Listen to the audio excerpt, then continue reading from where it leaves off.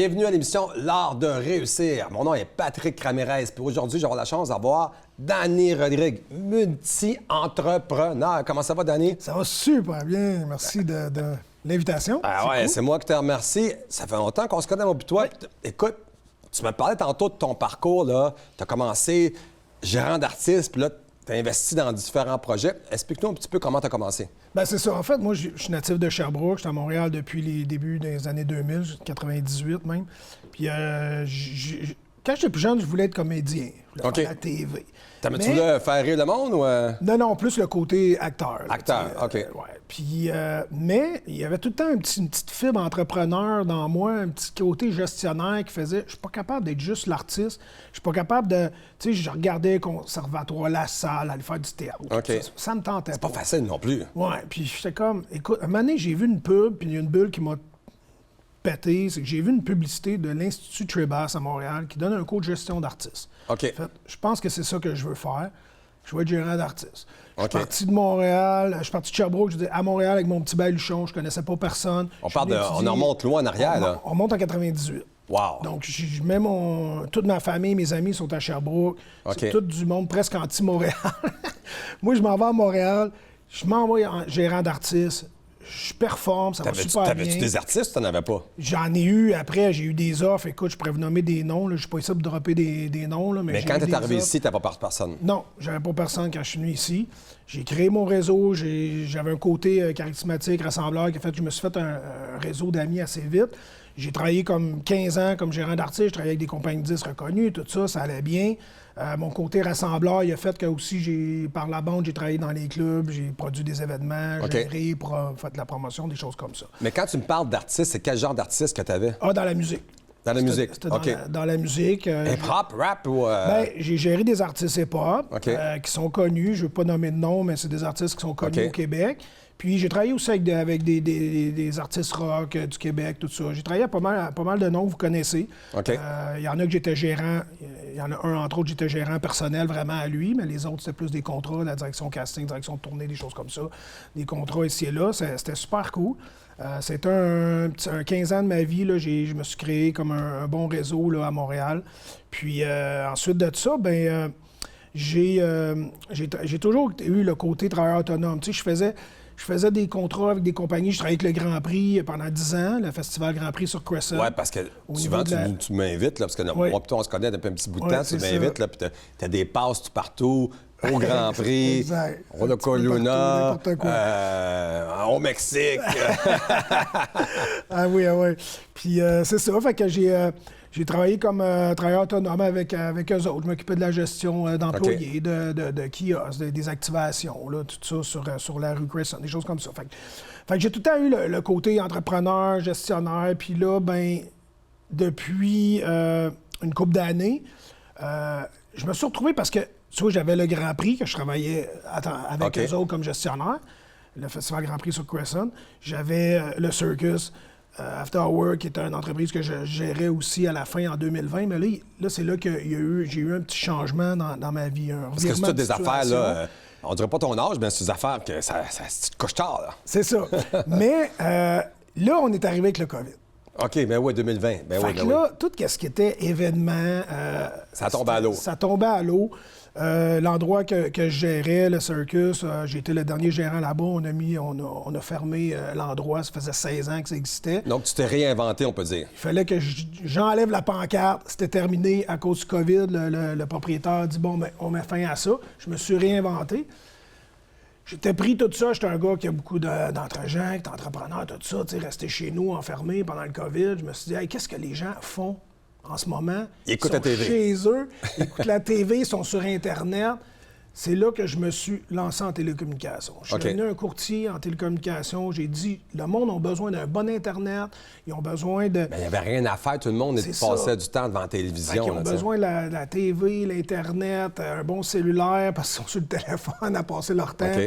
Donc, c'est là que j'ai décidé de me lancer dans la télécommunication puis d'aider les gens à économiser. Fait que là, j'ai parti une compagnie qui s'appelle Dream Service, les services dont vous avez toujours rêvé. Donc, j'essaye de trouver les meilleurs pris les meilleurs forfaits pour les gens. Je prends leurs factures qu'il y avait déjà pour essayer de les aider à économiser parce que les temps sont durs. Je veux les faire sauver, je veux qu'il y ait un bon service, je veux qu'il y ait du bon contenu, des bonnes vitesses, tout ça. Fait que c'est un petit peu ça qui a été. Fait que là, je paye une franchise, je paye des franchises, je paye des redevances, je paye un montant mensuel par mois pour avoir le droit à avoir ma banque de clients. Je reçois des résiduels là-dessus. Donc là, en ce moment, je me considère dans la télécommunication, dans la technologie.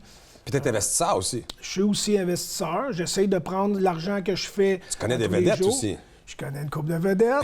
On peut utiliser le nom? On peut en nommer un que tu m'as parlé tantôt. Effectivement, Luc Poirier, c'est un ami de longue date. Je pourrais même vous conter des petites anecdotes que... Ah, bah, donc, ouais. Ben, il rirait s'il serait là. En fait... On va l'inviter la prochaine fois. Occupation double, oui, j'en ai jasé.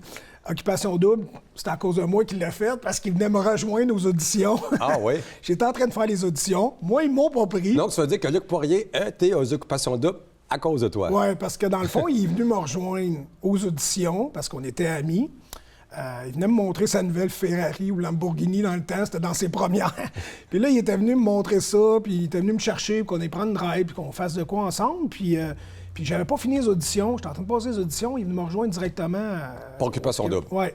Fait que là, j'ai dit, ben écoute, fais l'audition avec moi, t'as qu'à m'attendre. Ah, il voulait pas trop au début. Bah, c'est pas mon affaire. Là. Moi, je suis venu te chercher pour qu'on fasse de quoi. Ah, OK, c'est beau. T'sais. Finalement, je l'ai convaincu. Ils l'ont pris, puis ils m'ont pas pris. Fait que, ouais, c'est ça. Puis, ben oui, je demeurais avec aussi dans sa maison. Il y avait une maison, là, plusieurs millions. Puis, maintenant, j'ai fait un peu de colocation avec, amicale pour le fun. On a fait des parties. J'ai même présenté sa première femme de son premier enfant. Ah, ouais, mon Dieu. dans une des limousines qu'on faisait venir plein de monde. Anyway.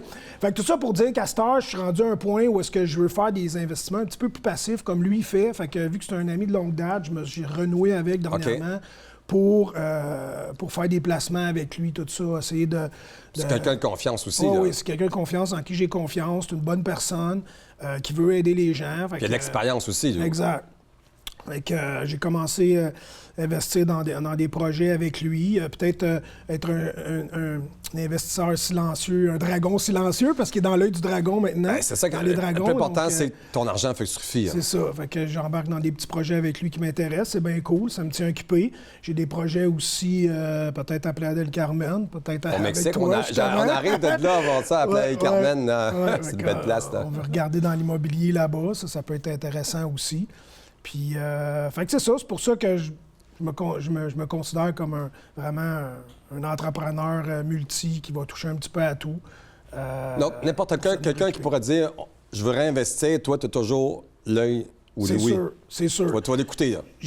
Autant j'ai beaucoup de projets d'investissement. Okay. Si quelqu'un veut t'as de l'expérience aussi.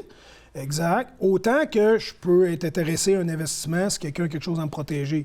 Je veux dire, à me proposer. Okay. Donc, dans les deux sens, je peux être un investisseur ou je peux aider un investisseur qui cherche des places à investir. Ça, c'est sûr et certain. Donc, OK. C'est parfait. Merci beaucoup, Danny. Le temps passe vite, là. Il nous reste 30 secondes. All right. Écoutez, on va écrire ici dans le bas de l'écran. Tantôt, j'ai dit la page. Maintenant, ça va être l'écran. Parfait. Merci beaucoup d'être venu à l'émission. Un grand plaisir. Merci, mon ami. Tu peux rester assis. Donc, nous, on se retrouve dans quelques instants avec notre prochain invité. On est de retour avec Vincent, propriétaire de Vincent Carré, kinésiologue. Comment ça va, Vincent? Ça va très bien, Patrick, et toi? Merci beaucoup. T'as l'air d'être un gars en forme, là? Alors, on essaye.